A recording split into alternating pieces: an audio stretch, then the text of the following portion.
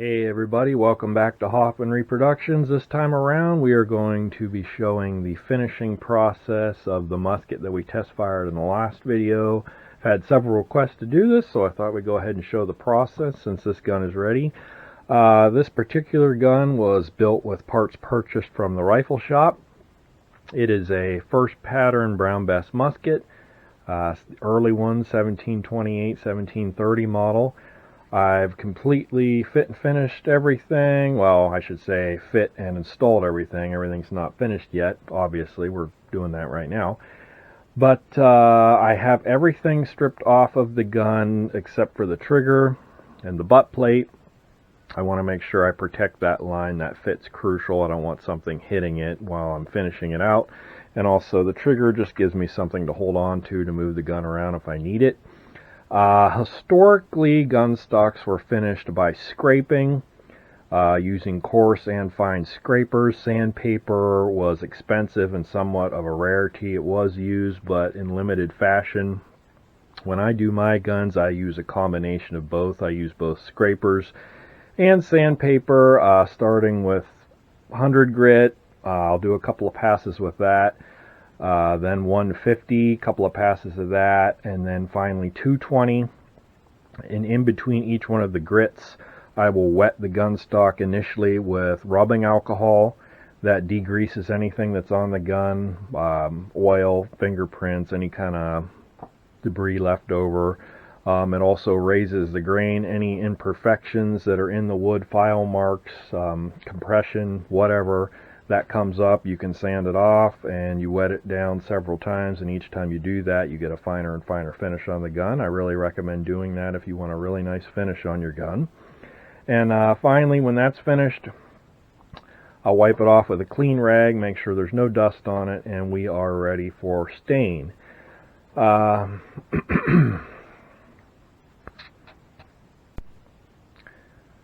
So for this particular gun, the type of stain initially that I'm going to use is this product right here. This is called Magic Maple.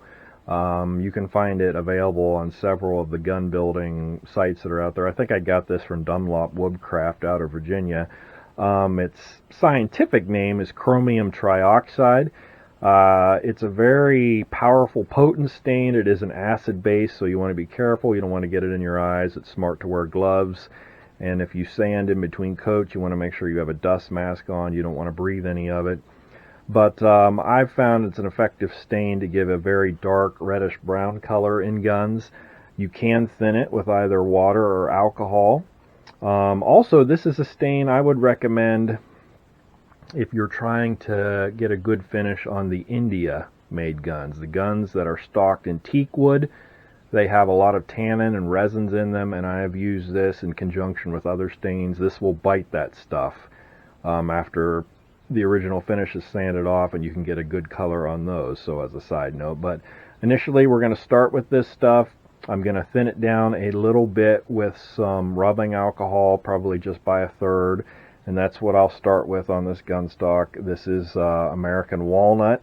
And we'll get geared up for that. I've got some clean rags set aside. I'm going to put some rubber gloves on. I have a small brush if I need it to get some stain on the fine carving of this gun, but I'll go ahead and get this ready and we'll put it on.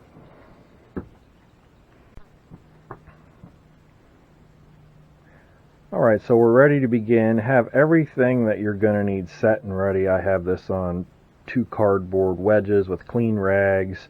You want to move fairly quickly with this stain. In other words, you don't want to say stain up to here and then stop and be fumbling around doing something for a minute, because you will get a stain line. So I start at the buttstock, work my way forward on both sides to about here, get reset quickly, continue in that fashion until I have it the whole way to the top.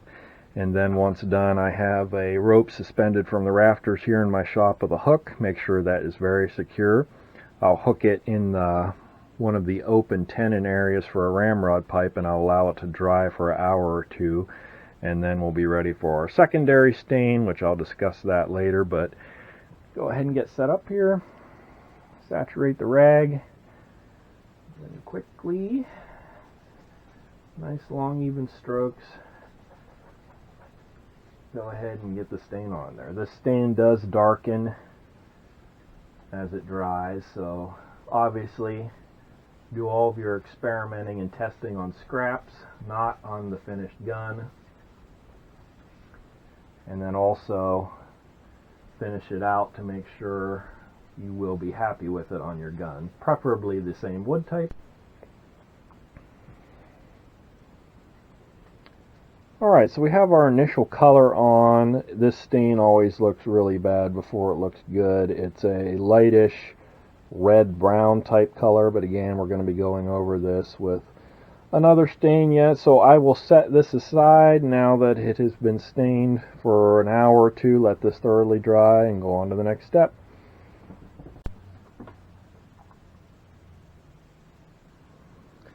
Alright, so I've let the gun stock dry a couple of hours now, and once it was dried with a respirator on, because the sanding dust from the Magic Maple, aka chromium trioxide, is highly toxic, so wear a respirator if you're sanding it.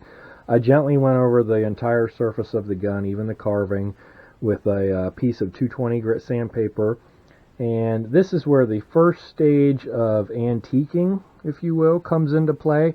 Areas that we would be subject to more wear, say along where your cheek would rest, the wrist areas, the sharp panels of the lock panels that is, the forestock where your hand would grip, I sanded those a little more aggressively so that they will appear just a little bit more light with the corresponding stage to simulate some wear. So that's the first step in antiquing that I do. The second stain that we're going to use on here, this is rendered down walnut hull stain, which you can make simply by getting a big bucket, or a kettle I should say, full of black walnut hulls, filling them up with water and boiling it on down till you get this stain. This is typically used on fabric and leather, but when you boil it down to a extreme concentrated degree, it makes a good wood stain. And this will introduce some yellow and brown to this reddish color. So that's up next. I use just a clean cloth to put it on, and then one you may want to wipe the excess off. Again, with nice long strokes, moving fairly quick. It's not as crucial as with the other stain to move quick, but you want to keep it moving. And we're just going to continue on in that fashion. Once it's on, I'll check it. I may do 2 coats of this. We'll just see how it looks. That's all you got to do.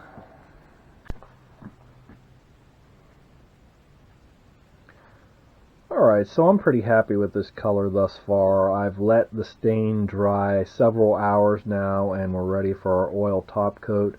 I will be doing a bit more antiquing, maybe a little sanding here and there, but I like to get a coat or two of the top coat, the oil finish on it. Before I do that, it just lets me know what areas are dark or light. It helps.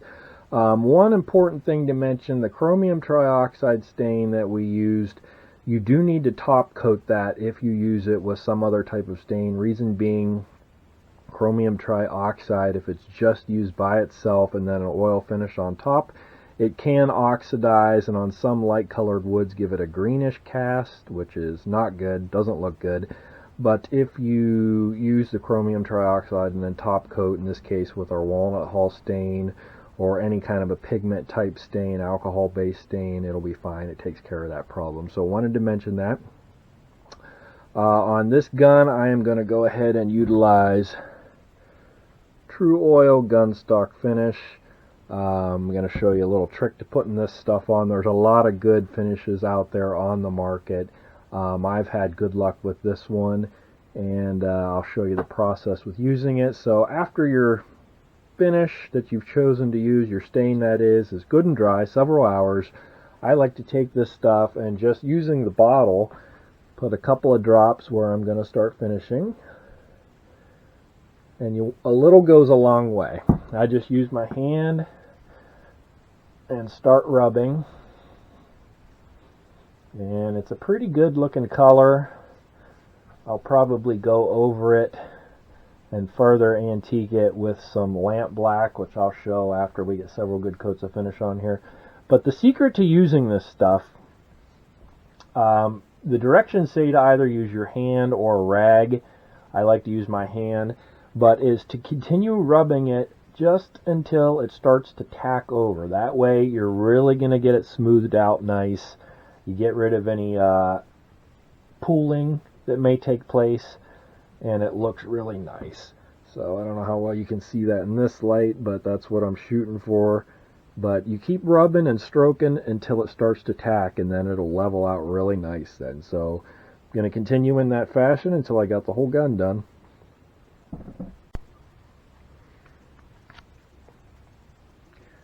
Okay, so it has been 24 hours of the first coat of oil drying. We're ready for coat number 2. I always give the first coat at least 24 hours, sometimes 48 hours. I want that first coat to be nice and dry. And typically there's a little more because that has gone down deep in the stock, and this particular gun sucked a lot of the first coat up. But it's been 24 hours and we're ready to go. To prep for the next coat, what I have done is anywhere where there's a high area, say along these lock panels, anywhere where there might be an area subject to wear, such as where the wrist is, such as where your cheek would rest, I have gently sanded that with 220 grit in order that these areas that are subject to wear will show that. Out here on the forearm where that would be subject to handling, grabbing, a little bit lighter there to simulate wear. And then consequently anywhere where there's a catch point, I have taken stove soot, aka lamp black, and I'll rub that in there to mimic dirt and grease over the years. Another area that would accumulate it is right in here where the wrist meets the comb. Anywhere where metal contacts wood, typically there's oxidation, so I've rubbed in the soot along where the butt plate would rest, the trigger guard, the ramrod pipes, around the ramrod pipes, just to simulate oxidation, patina, and wear, which I don't get extremely carried away with it, but a little bit, and I think it makes for a nice looking overall gun. So we're ready for coat number 2 here. So we'll go ahead and get that put on there, and we'll give it another 24 hours till we get to coat number 3. Typically on these guns, it's anywhere from 5 to 7 coats till I've got it where I want it using the true oil finish. Okay, so I have moved outside so you can see the color a little better in the finish we've got here. So this gun took 6 coats of our true oil finish before I was satisfied where it is, and the grain and pores are all full. Looking pretty good. One criticism of true oil is that it is a surface build finish after about the 2nd or 3rd coat, and it has a very shiny look to it. Some feel that that gloss color is inappropriate for the 18th century. What I do to get the protection of that finish but knock this color down is I will take steel wool. This is 4/0 steel wool, finest stuff you can get. Take some mineral oil, soak the steel wool, and gently go over the entire stock. You don't want to get carried away. Let the steel wool do the work and gently buff this finish out. And what that does, I'll show this, it'll knock down this high gloss finish and give it a satin look. So you've got the protection and closer look to an original finish. Once I go over the entire gun doing that, I'll just take a rag, buff off any oil that's on it, and then I follow that up with a couple of coats of this Howard's Feed and Wax. This is a real mild wax. It's not a super heavy, thick paste type wax. Works really good for this and fine furniture. I'll give it 2 or 3 coats of that, buff it off, and we'll call it good. So again, just to demonstrate, this is all you're going to do. Just real light.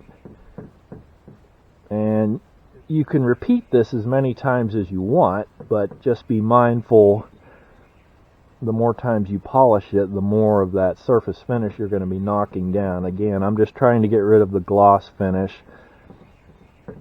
And there's a lot of oil on this right now. Again, I'll take a rag and wipe all that off, follow it up with the wax, and I'll show you guys what that looks like here in the next clip.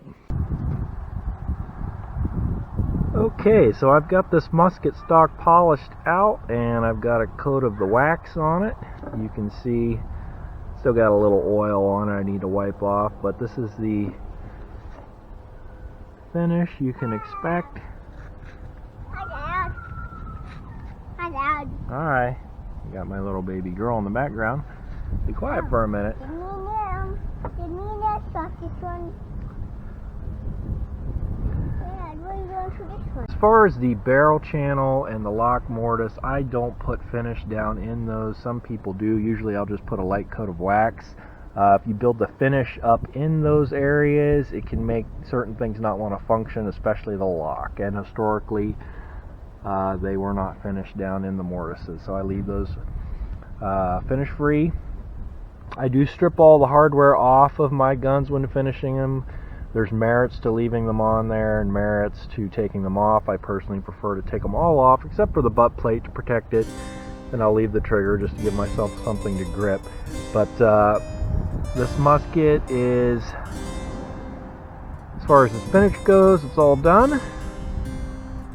And the next time you see it, it'll be assembled. Thanks so much for tuning in. We'll see you all next time.